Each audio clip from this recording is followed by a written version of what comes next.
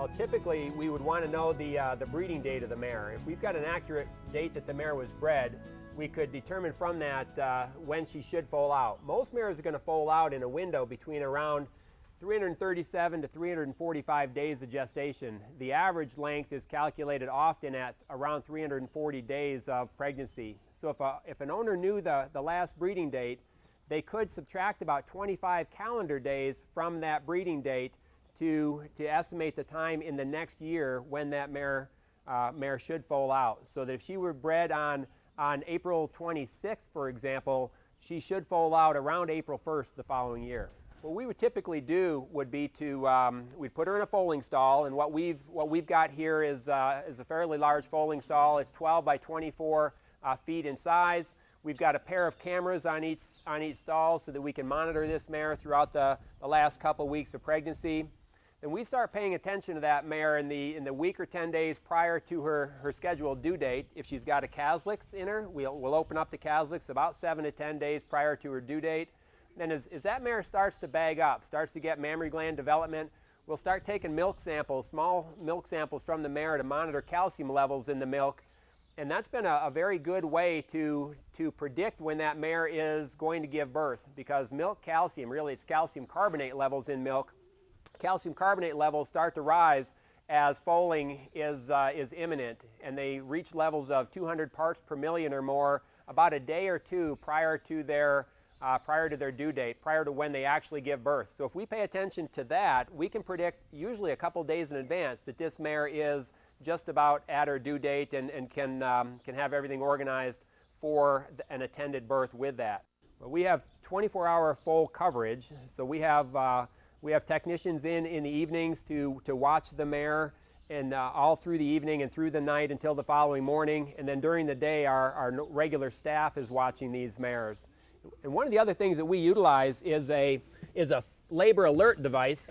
This is a Foal alert monitor, and this will be sutured onto her vulva, and when that mare is actually in labor, when the foal starts coming out through her vulva, this little magnet will be pushed out, and that'll activate a signal, and that alarm will go off and will actually activate our cell phone, our pager system as well. So if a mare gives birth at night, we've got people here watching her, they're attentive to the mare, and if she gives birth during the day, as we're watching her during our regular hours, but if she gives birth during the day, this device will activate and we'll be able to come out here to attend the birth. So these help very much with daytime foalings. So what are some of the other signs that the mare is going to be given before she foals? Well, typically a mare is going to start bagging up about 10 days, 2 weeks before her due date. And then as she approaches her due date, the mammary gland is going to continue to develop. It'll start filling up typically at the most bottom aspect.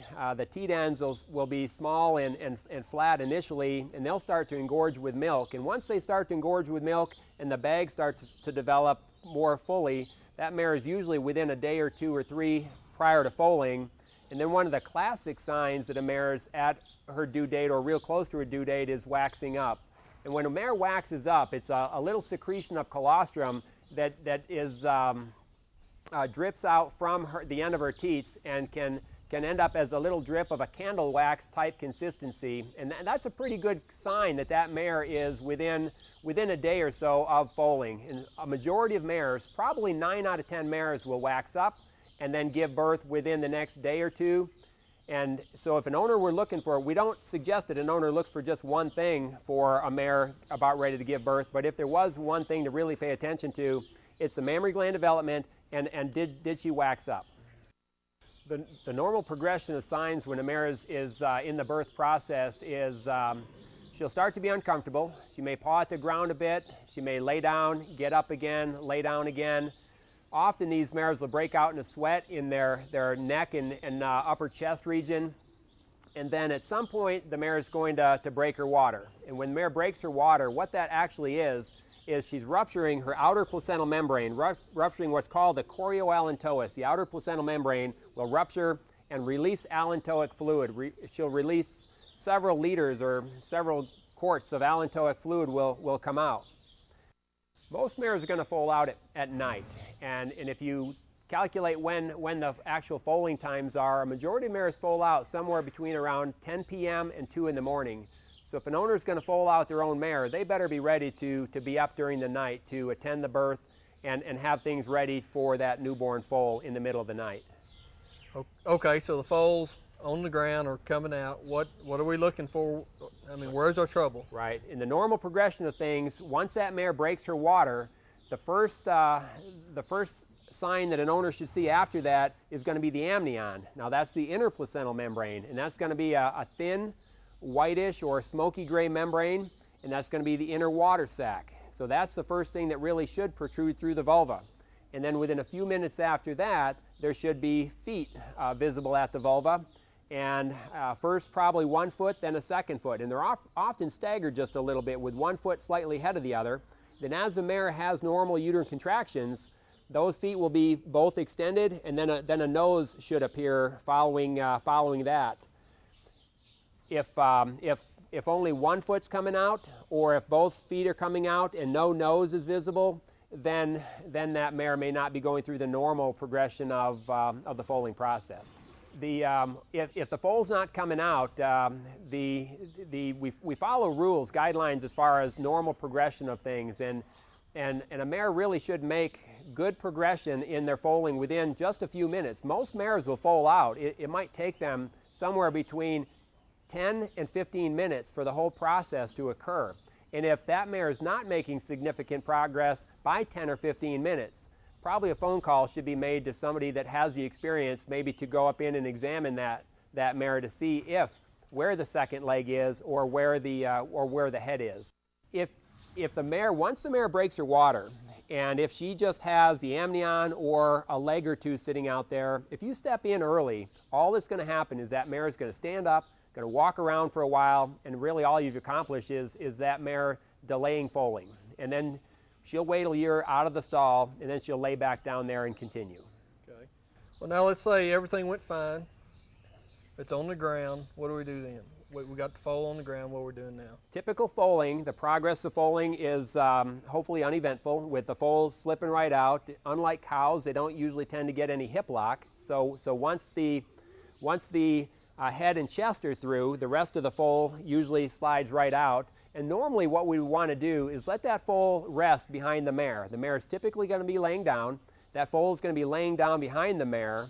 And we typically want to not step in immediately if everything's fine. But what an owner should really be watchful for is that amnion, that translucent smoky gray membrane needs to come off the nose of that foal early on.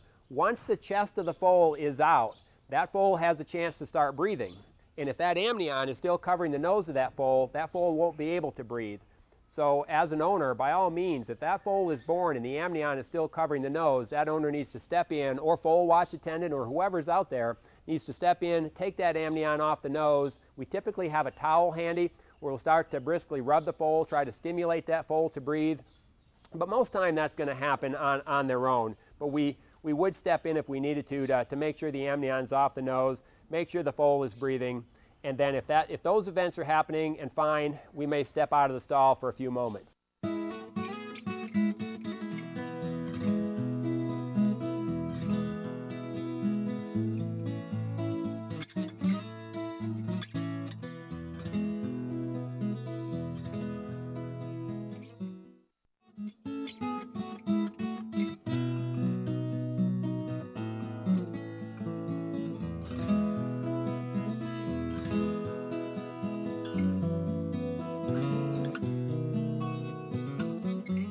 What do we need to have handy?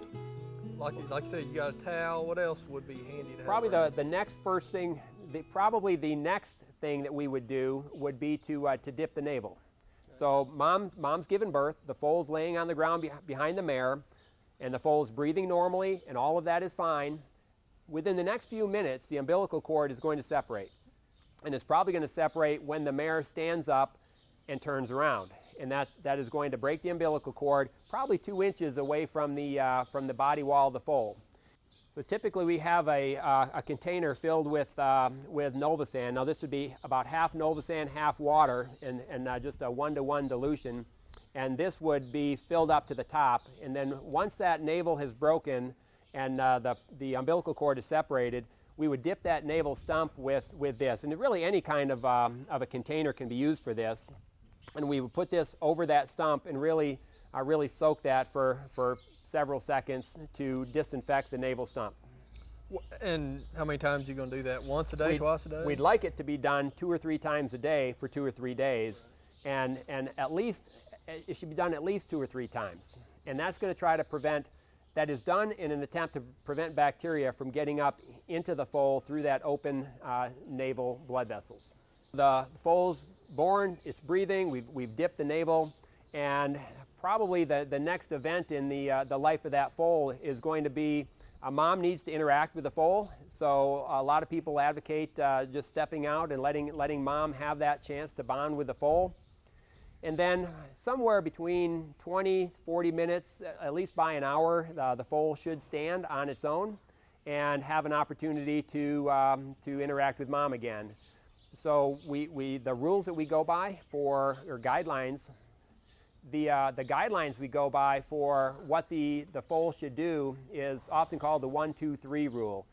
First rule number 1 is that the foal should stand within an hour. Most foals probably stand within 20 to 45 minutes, but we give them up to an hour to stand. Rule number 2 is that foal should be nursing by 2 hours. Again, most foals will nurse substantially earlier than that. They may nurse within an hour or certainly within an hour and a half on their own. We give them up to 2 hours to do that on their own. And guideline number 3 would be that that foal should pass meconium, or that first fecal material, by 3 hours. And that's about the same time that mare needs to have passed her placenta. Again, most mares are going to pass their placenta well before 3 hours, and most foals are going to pass their meconium well before 3 hours. But that's some of the guidelines that if they haven't done it by 3 hours, then we may step in.